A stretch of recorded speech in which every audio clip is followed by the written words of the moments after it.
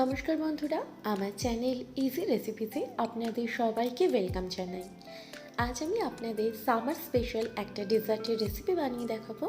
সেটা হলো মালাই কুলফি।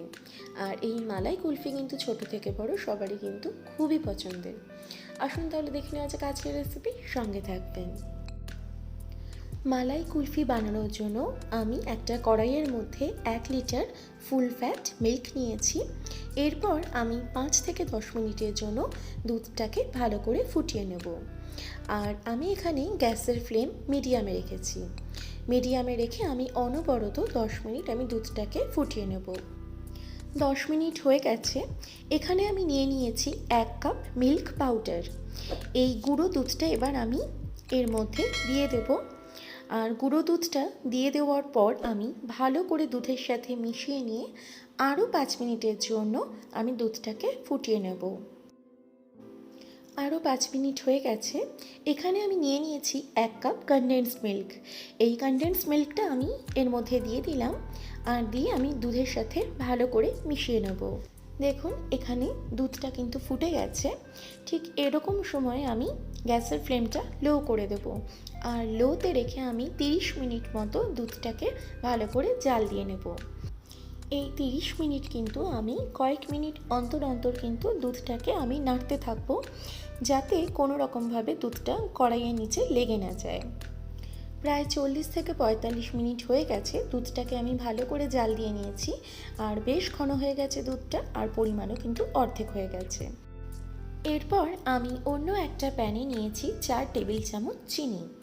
আর চিনিটাকে আমি লো টু মিডিয়াম ফ্লেমে রেখে নাড়তে থাকবো। তাহলে কিন্তু একটা ক্যারামেলাইজড সুগার তৈরি হয়ে যাবে। এখানে একটা কথা বলে রাখি, আপনারা যদি চান চিনিটা কিন্তু ডিরেক্টলিও দুধে ব্যবহার করতে পারেন, তবে ক্যারামেলাইজ করে নিয়ে যদি আপনি সেটা দুধের মধ্যে দেন, সেক্ষেত্রে কিন্তু কুলফির স্বাদ কিন্তু বহুগুণ বেড়ে যায়। এরপর এই ক্যারামেলাইজড সুগারটা দুধের মধ্যে দেওয়ার পর আমি ভালো করে মিশিয়ে নেব। আর অনেক সময় কি হয় না, একটা লাম্পস ফর্ম করে, সেটাও কিন্তু অনবরত নাড়তে থাকলে ওটা ডিজলভ হয়ে যাবে।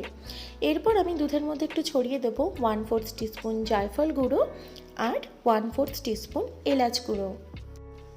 এই জায়ফল গুঁড়ো আর এলাচ গুঁড়োটা দিয়ে আমি দুধের সাথে ভালো করে মিশিয়ে নেব।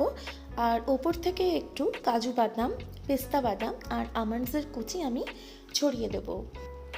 এই সব কিছু আমি দুধের সাথে ভালো করে মিশিয়ে নেব। আর গ্যাসের ফ্লেম আমি অফ করে কুলফি মিক্সচারটাকে পুরোপুরি ঠান্ডা করে নেব। এরপর আমি এখানে একটা আইসক্রিমের মোল্ডস নিয়েছি। আপনাদের কাছে যদি কুলফি মোল্ডস থাকে তাহলে আপনারা সেটাও ব্যবহার করতে পারেন। এরপর এই কুলফি মিক্স এই মোল্ডসগুলোর মধ্যে দিয়ে দেব। এইভাবে আমি আইসক্রিম মোল্ডসের মধ্যে আমি কুলফি মিক্সচারটা ঢেলে দিয়েছি।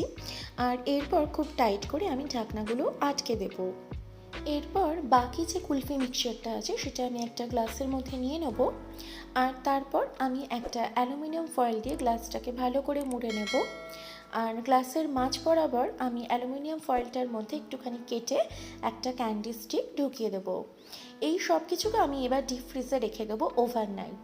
আপনাদের হাতে কম সময় থাকলে অন্তত 9 থেকে 10 ঘন্টা রাখার চেষ্টা করবেন।